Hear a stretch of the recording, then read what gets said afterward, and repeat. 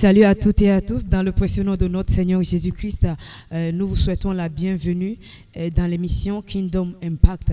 Nous sommes en direct sur la page officielle des églises Ambassade du Dieu de gloire. Coucou spécial à vous, nos internautes, et aussi aux fils et filles des églises Ambassade du Dieu de gloire. Que le Seigneur vous bénisse. Aujourd'hui, nous sommes encore dans le thème la connexion divine. Et cette fois-ci, nous allons parler de la connexion divine par le Père spirituel. Nous avons déjà compris dans le mercredi et dans ce thème, la connexion divine, que la connexion divine, c'est une relation étroite entre l'homme et son Dieu. Et que cette relation se passe de diverses manières. Principalement, la connexion divine par le Père spirituel. D'où le thème d'aujourd'hui qui sera débattu par le pasteur Lemuel et le pasteur Emmanuel. Pasteur Emmanuel, je prie en Christ. Je règne en Christ, pasteur Lumen. Merci. Un coucou spécial aux fils et filles de bien-aimés de l'ambassade de gloire, les fils de la race des champions. Encore bonjour aux bien-aimés internautes qui nous suivent un peu partout dans le monde. Que la grâce, la faveur de notre Seigneur Jésus-Christ soit avec vous. Nous sommes encore là pour l'impact du royaume chez vous. Merci. Merci, pasteur Emmanuel. Pasteur Lemuel, soyez les bienvenus. Merci, pasteur Lumen. Je brille en Christ. Je règne en Christ. Je dis bonjour à tous les internautes et je leur dis un sincère merci. Nous avons vos retours. Merci pour le soutien. Je dis bonjour à tous les fils, à toutes les filles de l'ambassade du Dieu de gloire. Demeurez bénis. Nous sommes encore là et le royaume va impacter. Amen. Demeurez bénis, nous sommes encore là et le royaume va impacter. Merci, pasteur Lemuel. Pour le thème, la connexion divine par le Père spirituel, je m'en vais directement vers le pasteur Emmanuel pour lui demander, pasteur Emmanuel, qui est un Père spirituel? Merci, pasteur Lumen.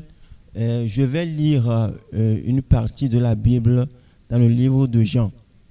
Jean, le chapitre 8, le verset 28. Jésus leur dit donc: quand vous aurez élevé le Fils de l'homme, alors vous connaîtrez ce que je suis, et que je ne fais rien de moi-même, mais que je parle selon ce que le Père m'a enseigné. Quand nous lisons ce verset-là, nous voyons que le royaume des cieux, que notre Seigneur, notre champion, Jésus-Christ nous a apporté, est un système organisé, très hiérarchisé. Et alors, notre Seigneur Jésus-Christ, qui est le premier pilier, qui est la première pierre, la fondation du royaume des cieux qu'il a apporté, c'est lui qui choisit, c'est lui qui établit ou mandate un père spirituel pour paître ou guider ou conduire ces âmes qui sont dans ce royaume des cieux.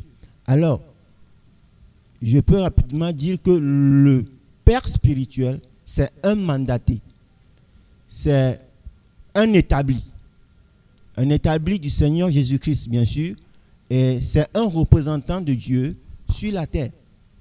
Merci, pasteur Emmanuel. Un Père spirituel est quelqu'un que le Seigneur Jésus-Christ même a mandaté, que le Seigneur Jésus-Christ même a établi pour paître les troupeaux du royaume des cieux que le Seigneur Jésus-Christ nous a apporté. Merci, pasteur Emmanuel. Merci. Pasteur Lemuel. C'est un Père spirituel? C'est qui un Père spirituel? Je vais juste ajouter un petit truc à ce que le pasteur Emmanuel a dit. Mais avant tout, je dirais que la chrétienté que nous vivons, c'est un système de vie, c'est une compréhension qui vient de ce qui régit le royaume des cieux auquel nous appartenons en tant que chrétiens. Donc les choses sont établies et notre style de vie va par rapport à ces choses qui sont établies dans le royaume. La Bible dit dans 1 Corinthiens 4, le verset 15, là c'était Paul qui parlait aux Corinthiens, il leur a dit ceci: car quand vous aurez plusieurs maîtres dans le Christ, vous n'avez cependant qu'un seul Père, puisque c'est moi qui vous ai engendré dans le Christ. Et il continue en leur disant, dans le verset 16, je vous en conjure, soyez mes imitateurs. Et dans Jean 5, le verset 19, Jésus aussi dit quelque chose. Il dit, le Fils ne fait rien de lui-même. Il ne fait que ce qu'il voit faire au Père. Hein? Le Fils ne fait rien de lui-même. Et tout ce que le Père fait, le Fils le fait pareillement. Donc, quand on prend ces deux versets, ce qu'on en tire, c'est que quoi? Un Père spirituel, c'est juste un modèle. Un modèle, quand nous devenons chrétiens, c'est le modèle que Jésus-Christ met devant nous et que nous devons suivre. Un Père spirituel, c'est un exemple. Un Père spirituel, c'est un repère dans le royaume des cieux. Et ce repère-là, nous l'avons devant nous et nous le suivons, nous l'imitons pour grandir. Nous l'imitons pour vivre notre vie chrétienne. Nous avons cette personne et nous marchons dans ce pas. Et voilà ce que c'est qu'un Père spirituel dans le royaume des cieux. Merci, Pasteur Lemuel. Un Père spirituel est un repère, un Père spirituel est un exemple, un Père spirituel est un modèle. Voilà. Merci, Pasteur Lemuel. À présent, Pasteur Lemuel, dites-nous le rôle d'un Père spirituel. Le rôle d'un Père spirituel, Jean 3, le verset 5 dit, il parlait c'était Jésus qui parlait à Nicodème, je pense. Il dit, si quelqu'un ne naît pas d'eau et d'esprit, il ne peut avoir la vie éternelle. Il ne peut, voilà. Et quand on parle de naissance, on suppose un nouveau-né, un bébé. Et la vie chrétienne, c'est une vie spirituelle. Dès qu'on reçoit Jésus, on est né de nouveau en esprit. On est un bébé spirituel. On est un nouveau-né spirituel. Et un nouveau-né suppose qu'il faut une personne qui porte de l'attention à ce nouveau-né, une personne pour éduquer, une personne pour prendre soin de ce nouveau-né, afin qu'il grandisse normalement. Et c'est là qu'intervient le Père spirituel. Et donc, le rôle du Père spirituel, c'est d'abord de nourrir ce bébé-là, qu'est le chrétien, le nouveau converti, le nouveau-né. Il le nourrit avec la parole de Dieu pour qu'il puisse grandir normalement en esprit, pour qu'il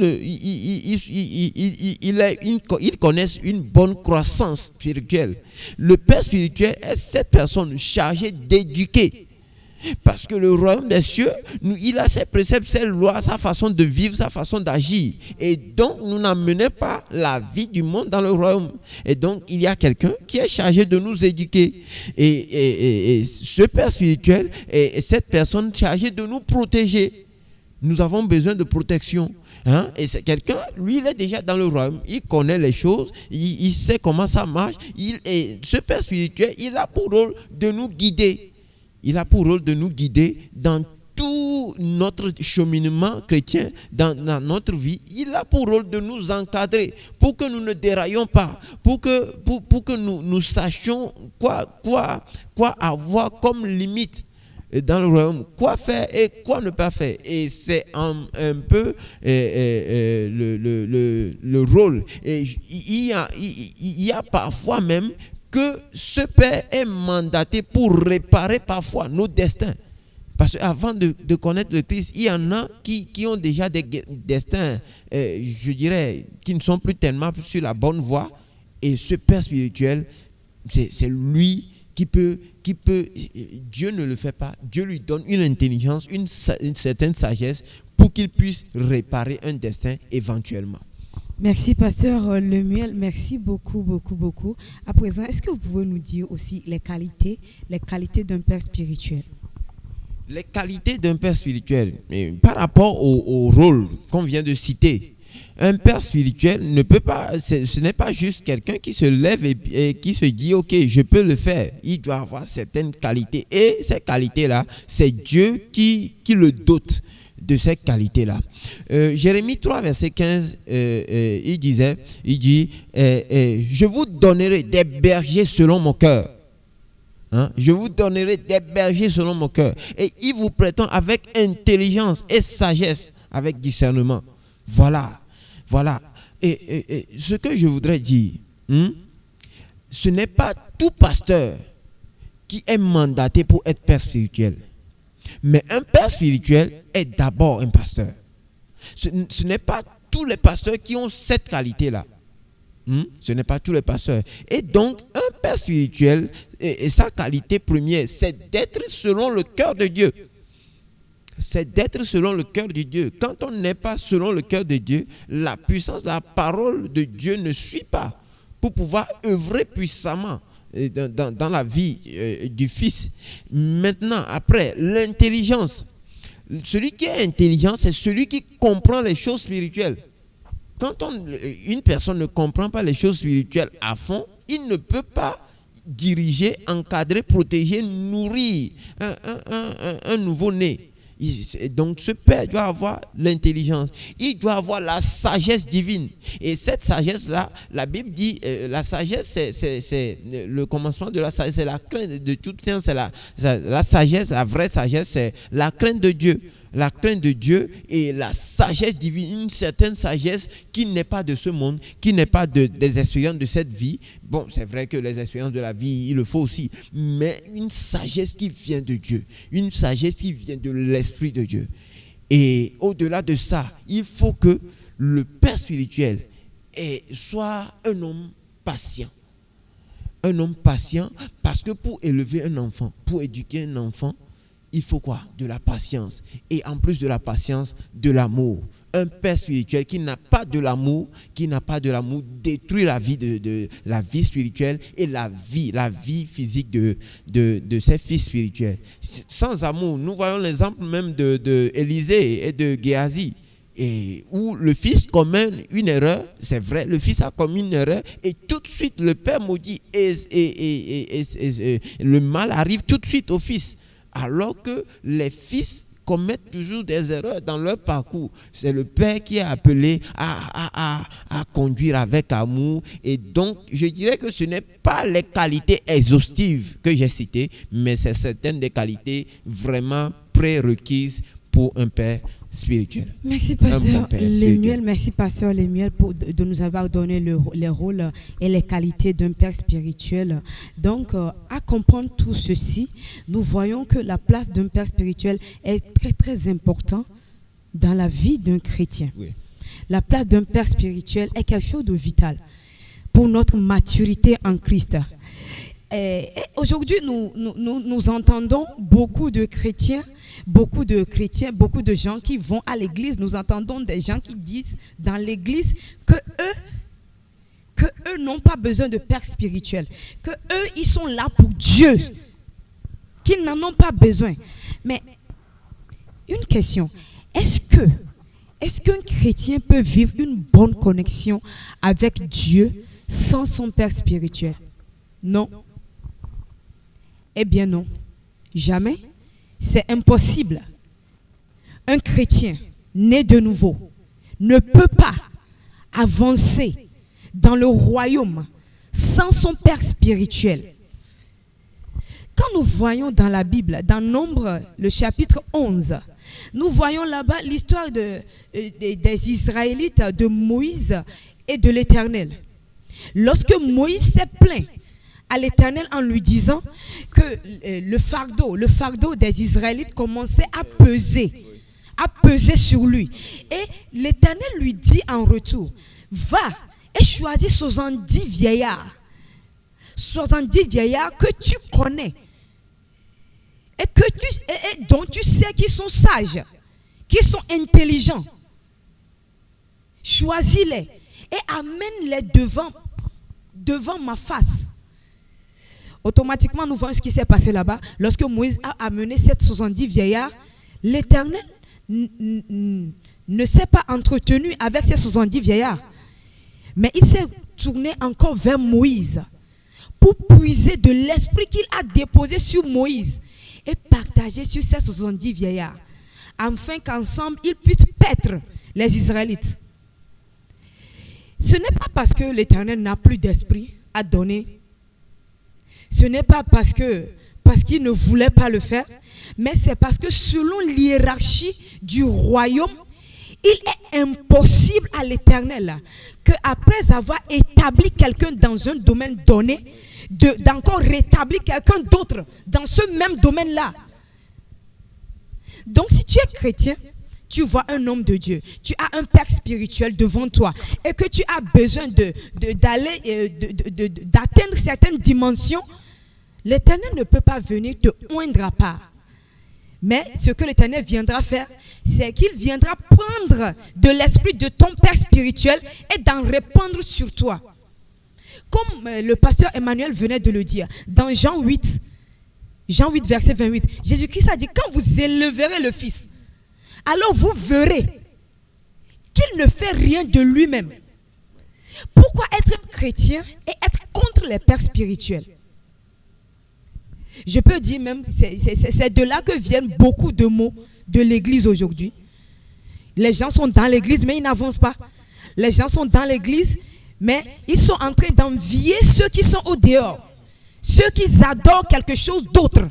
Pourquoi? Non, vous voyez ceux-là qui adorent quelque chose d'autre avancer parce que eux, ils respectent l'hiérarchie qui a déjà été établie.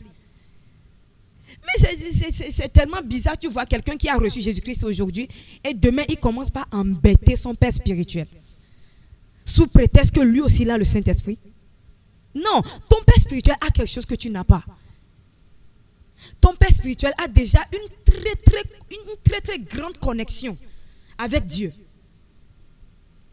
Ton père spirituel est déjà à un niveau très élevé devant Dieu. Alléluia. Alléluia. Donc aujourd'hui, j'aimerais dire à un chrétien, réveillez-vous. Chrétien, réveille-toi. Parce que c'est une mentalité que le diable essaie d'insérer dans le mental des chrétiens pour qu'ils rejettent, pour qu'ils ignorent ce qui doit les élever. Pour qu'ils ignorent l'hiérarchie du royaume. Or, quelqu'un qui est en train d'ignorer l'hiérarchie du royaume devient un chrétien rebelle. Alléluia. Donc, très chers chrétiens, revenez à vous-même. Suivons exactement ce que le Seigneur Jésus-Christ a établi. Il nous a montré comment respecter l'hiérarchie. Parce que nous voyons, Jean le Baptiste était là, avant Jésus-Christ. Jésus-Christ savait très bien qu'il est le Fils de Dieu. Mais devant Jean, conformément au mandat qui a été déposé par l'Éternel sur Jean-Baptiste, Jésus-Christ a laissé Jean le baptiser. Jésus-Christ a laissé Jean le baptiser. Chers chrétiens, revenons à la réalité du système du royaume. Parce que l'hiérarchie est quelque chose de très important. Sans ton père spirituel, tu ne peux pas avoir une bonne connexion avec Dieu. Pasteur Emmanuel, qu'est-ce que vous avez à dire de ça? Merci, Pasteur Lumen. Je crois que le problème sérieux des chrétiens en ce moment-ci, c'est parce qu'ils refusent. Ils refusent de se soumettre au protocole divin de Dieu. Wow. Oui, ils refusent de se soumettre au protocole que Dieu même a établi. Pourtant, quand je lis la Bible au niveau de Josué, le chapitre 1, Dieu, quand il voulait s'entretenir avec le serviteur de Moïse qui est Josué, Dieu a appelé Josué par une expression. Il dit, Josué, serviteur de Moïse. Josué, serviteur de Moïse. Alors, si l'Éternel a pu identifier Josué par le service qu'il a rendu à son père spirituel qui était Moïse, alors comment se fait-il qu'aujourd'hui le chrétien refuse de reconnaître le manteau spirituel ou l'autorité spirituelle qui repose sur son père spirituel? Ce serait difficile, mais il faudrait que le chrétien retienne qu'avant d'être identifié en tant que fils d'un père spirituel, Dieu se réfère toujours à ce père. Dieu se réfère toujours à ce père. Et c'est ce que la Bible nous souligne ici dans le livre de Josué. Alors, ce serait vraiment déployable pour un chrétien de ne pas reconnaître l'autorité spirituelle de son père sur sa vie. Merci, pasteur Emmanuel. Donc, vous essayez de nous dire que le chrétien, Dieu identifie le chrétien par rapport à son père spirituel. Oui, bien sûr. Merci, pasteur Lemuel. Qu'est-ce que vous avez à nous donner? Cette histoire, je crois que les chrétiens sont enclins à un peu de libertinage dans la chrétienté. Parce qu'on a reçu Jésus, c'est la liberté, on veut tellement être libre, alors que la vraie liberté, c'est de se soumettre aux lois du royaume des cieux dans lequel on est venu. Je voudrais dire quelque chose. Il est permis. Parfois, les gens croient que avoir un père spirituel, ça peut les retenir et ils ne peuvent pas s'épanouir. Ce n'est pas ça. Il est permis. Il est permis d'être plus grand que son père spirituel. Mais il n'est pas permis d'être grand en dehors du père spirituel, en dehors du père en Christ, en dehors du guide spirituel. Comment on veut vivre une vie spirituelle sans avoir de guide? Suivez un peu, c'est vrai que le christianisme, c'est carrément autre chose. Le christianisme, c'est autre chose. Mais regardez un peu ceux qui sont dans le monde. Ce sont des choses qu'ils ont volées dans les choses de Dieu, mais que nous, les chrétiens, nous le laissons aujourd'hui. Chez les gens du monde, ils ont toujours cette histoire. Quand quelqu'un rentre dans peut-être une confrérie ou un truc, il y a toujours un guide devant qui est déjà au fait des choses, des pratiques, qui a déjà les connaissances et qui les transmet. Et tu es obligé de suivre, de marcher selon ce qu'il dit. Quand on dit le voile est déchiré et que nous tous nous pouvons rentrer dans le lieu saint des saints, c'est une histoire de grâce, où nous avons la grâce de nous présenter devant le trône. Mais quand on parle d'onction, quand on parle de bénédiction, quand on parle d'élévation, c'est autre chose. C'est autre chose. Je pense que Jésus n'est même pas venu pour ça. Jésus n'est même pas venu pour l'onction, la bénédiction. Non. Ça, c'est des lois que Dieu a établies et qu'il faut respecter. Et ces lois en elles-mêmes comportent la puissance de façon que les gens qui sont dans le monde ne sont pas en Jésus, mais comme ils respectent ces lois-là que Dieu a établies, ils prospèrent. Maintenant, nous les chrétiens qui sommes légalisés, nous sommes légalisés, nous ne voulons pas nous soumettre à ces lois-là. C'est pourquoi nous avons des problèmes. Comme je le dis, la grâce, Jésus est venu, le voile est déchiré, ça c'est la grâce. Mais les bénédictions, il faut quelqu'un par rapport auquel Dieu peut t'identifier. Dans le royaume des cieux, c'est l'hiérarchie. Et comme mon frère, pasteur Emmanuel, ma soeur, pasteur Loumen, c'est l'hiérarchie. Dieu, on ne vient pas désordre devant Dieu. Le Dieu que nous servons n'est pas un Dieu de désordre. Quand nous avons l'habitude de dire Dieu de Is ou de Dieu de Y, Dieu de pasteur, Dieu de temps, c'est le même Dieu, mais qui s'identifie par rapport à la compréhension, par rapport à l'onction qu'il a donnée à Is, par rapport à la compréhension, à la connaissance que Y possède. Et quand tu vas chez X et que tu veux pratiquer les choses que tu connais chez Y, ça ne marche pas. Parce que X son Dieu, il a un moyen d'adorer son Dieu. Et dans cette vision-là que Dieu lui a donnée, il est le Père spirituel et il faut suivre ses instructions, il faut suivre sa démarche. Et c'est pourquoi Paul a dit, comme je l'avais dit au début, que soyez mes imitateurs, je vous en conjure. Quand on n'imite pas le Père, quand on ne marche pas selon le Père, on a déjà échoué, on est déjà perdu. Et aussi, pasteur Lémieux, j'aimerais que vous nous éclaircissiez ceci. Il y a certains hommes de Dieu, certains pasteurs qui, eux, ne permettent pas aux fidèles de croire en ce système établi par le ciel, cette hiérarchie, établie par le ciel. C'est tout simplement des hommes de Dieu eux-mêmes qui n'ont pas suivi le protocole. Et donc, ils ne peuvent pas enseigner ce genre de choses aux chrétiens. Et en ce faisant, ils retiennent leur bénédiction. En ce faisant, ils les retiennent de se mouvoir, d'atteindre certains niveaux. Regardez un peu les anglophones. Ils utilisent, ils sont très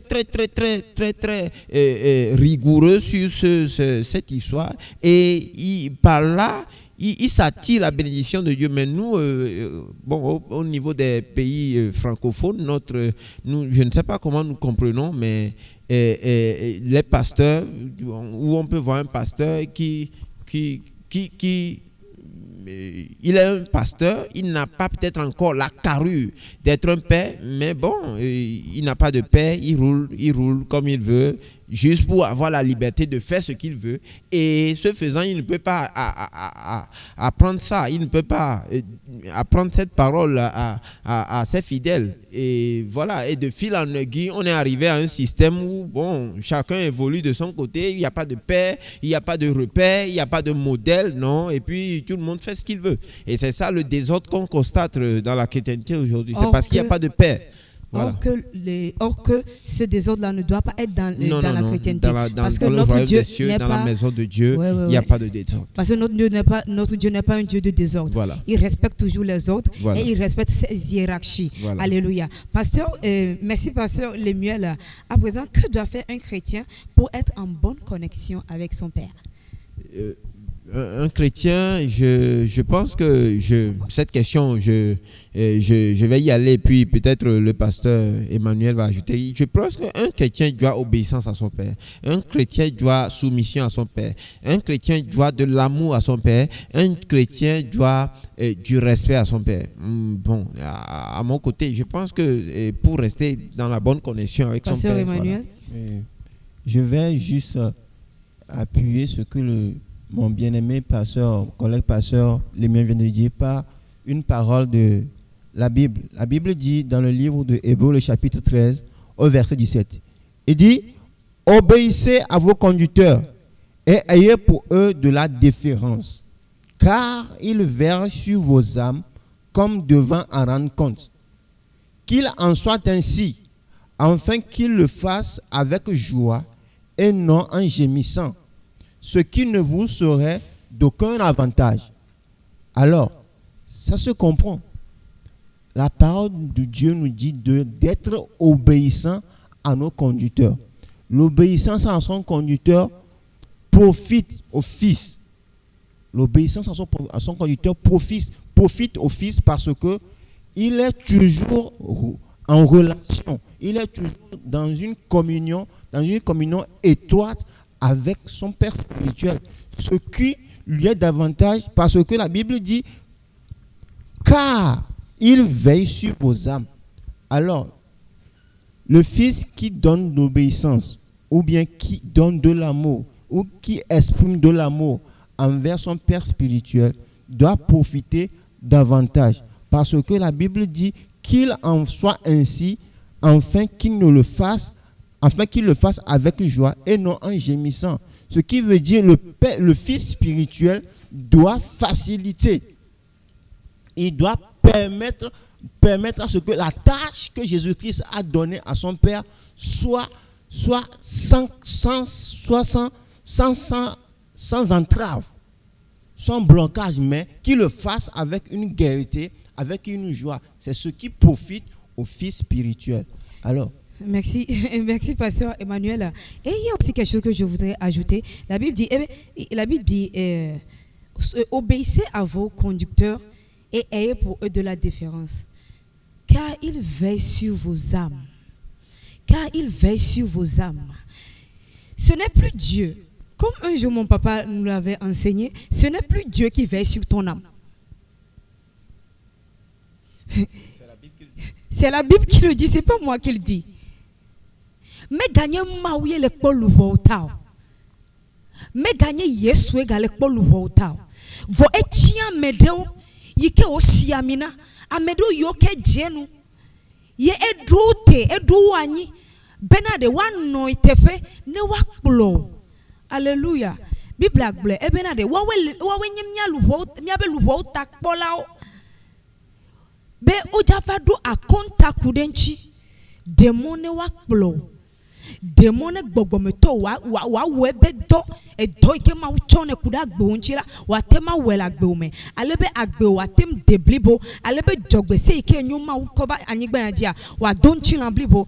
Je remercie encore l'Éternel et nous continuons sur cette question qui est comment à présent maintenir la bonne connexion. Pasteur Lemuel, comment maintenir la bonne connexion? Je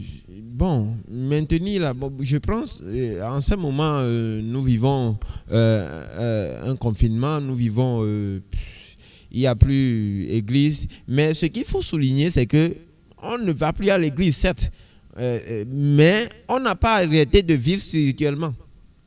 On n'a pas arrêté de vivre spirituellement. Et tant qu'on est en train de vivre spirituellement, on a toujours besoin de nos guides. Et c'est à nous de toujours chercher, par un moyen ou par un autre, de rester connectés à ces guides-là.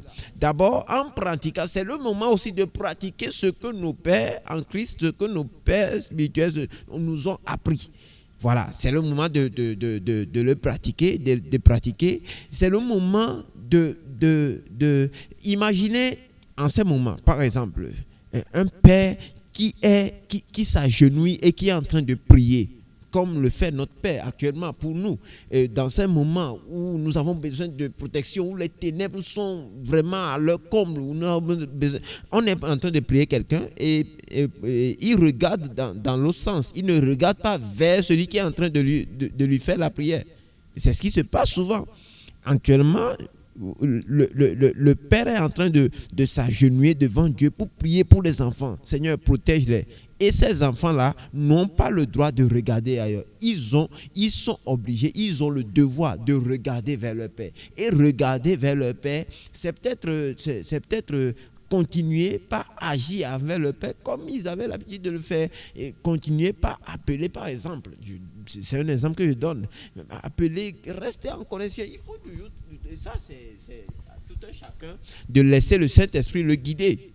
Comment rester toujours connecté, toujours les idées, la pensée sur le modèle qu'on a devant soi, rester sur la voie qu'il nous a déjà tracée et respecter les recommandations qu'il a reçues du ciel. Il n'a pas donné ces recommandations de lui-même, il les a reçues du ciel. Et rester dans ces recommandations-là, je pense que c'est la meilleure manière en ce temps-là de rester connecté et d'être sous la protection, sous l'aile, sous le manteau du Père. Merci Pasteur Lemuel, merci Pasteur Emmanuel, merci à vous, nos très chers internautes, merci à tous les fils et les filles des églises ambassades du Dieu de gloire et une salutation spéciale à l'endroit de notre papa le révérend Bishop Amen Takwa, notre Père spirituel à nous. Papa, que le Seigneur vous bénisse. Et nous sommes presque à la fin de l'émission. Pasteur Emmanuel, est-ce que vous avez un mot à l'endroit des internautes? Oui, je vais finir avec cette phrase-là qui dit: voici pour un chrétien de prouver à son père spirituel qu'il est soit fils ou bien enfant.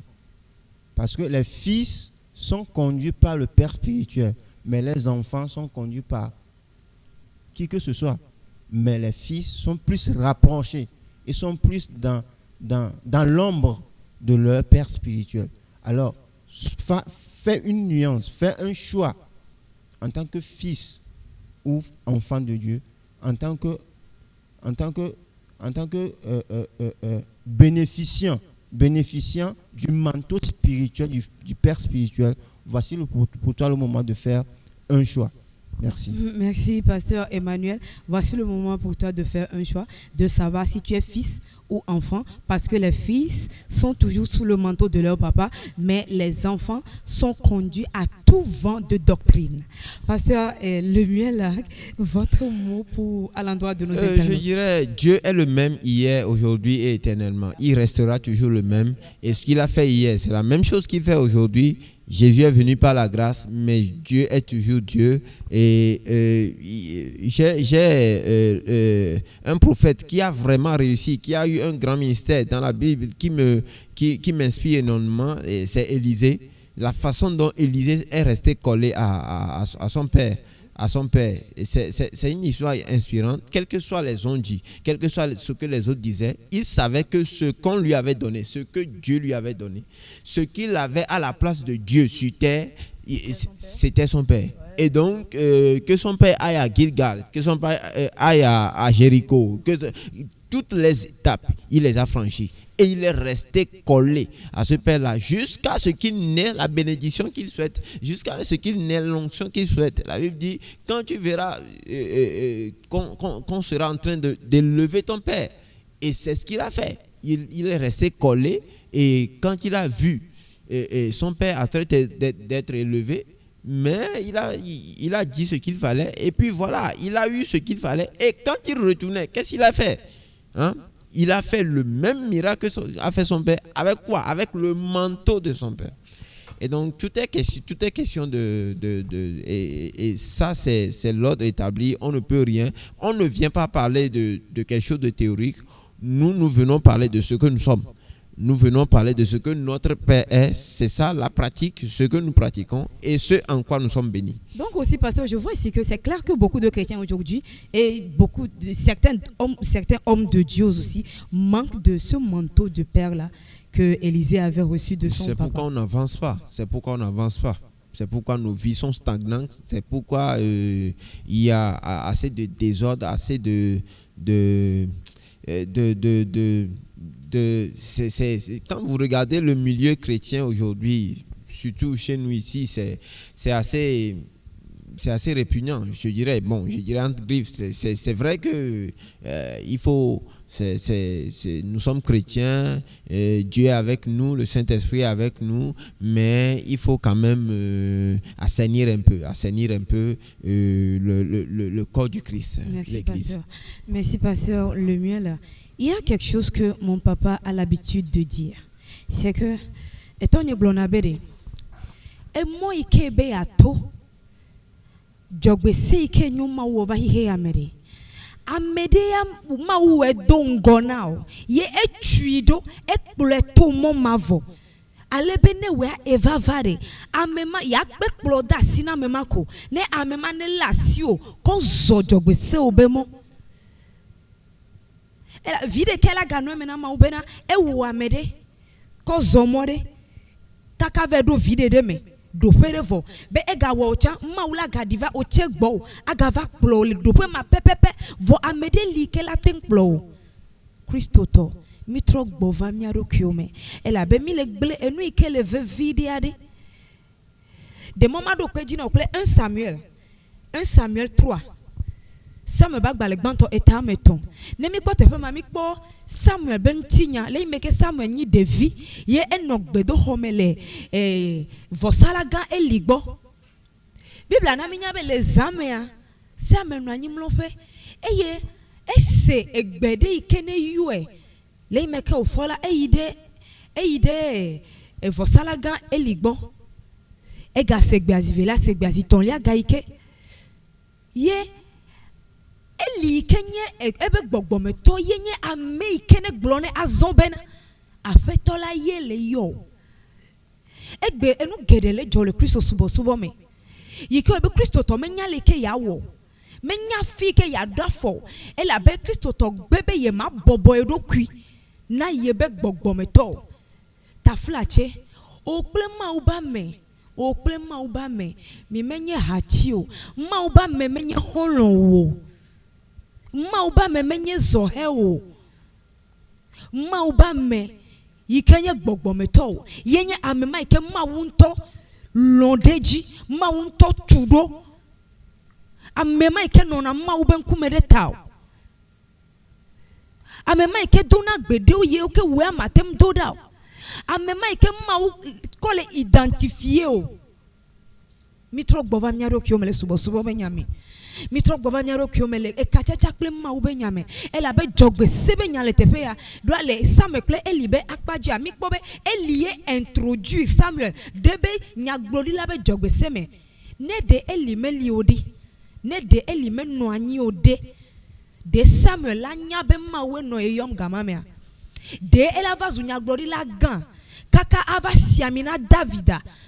Alléluia. Christ to mi trok boba subo va vame mi trok boba ndu anyi hoho yo ke ma udu anyi yo nye gome do pe seseo na subo ple na tiaru pe ale anyi gbanji tepe ya mi trok boba do pe ma ma me ko emi akpo ma obenu chikokwe 20 ma obenu chikokwe 20 ma obe lolonu 20 le. Que le Seigneur vous bénisse. Merci de nous avoir suivis. Merci d'être restés avec nous jusqu'à la fin. Continuez par partager le lien. Mettez les cœurs, mettez les pouces bleus, vos commentaires et les questions, mettez-les dans la barre des commentaires. Que le Seigneur vous bénisse et que le règne de notre Dieu vous visite. Que le règne de notre Dieu soit affermi et établi dans vos vies. Que le règne soit rétabli dans vos vies. Amen. Au nom puissant de notre Seigneur Jésus-Christ. Amen. Et par l'onction, le manteau de notre Père spirituel, nous prophétisons qu'à partir de ce moment même, que la volonté du Seigneur, la volonté parfaite de l'Éternel soit votre guide et qu'elle soit votre arrière-garde. Au nom puissant de notre Seigneur Jésus-Christ. Merci d'être resté avec nous. À la prochaine, à mercredi à 20h.